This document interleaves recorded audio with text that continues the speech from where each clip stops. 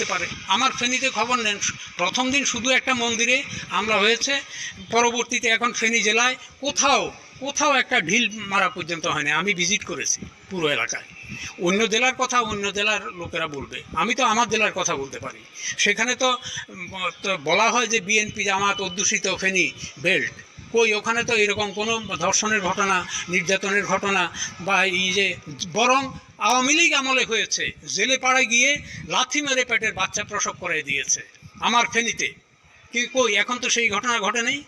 তো এই সমস্ত আজগুবি তথ্য কোত্থেকে আসে, কোত্থেকে ইলেকট্রনিক্স ওই ইন্ডিয়ান মিডিয়াগুলো প্রচার করে? না, এটা সম্পূর্ণ মিথ্যা। ইন্ডিয়ান প্রিন্ট মিডিয়া যেটা বলেছে যে এটা কোনো ক্রমেই সত্য না।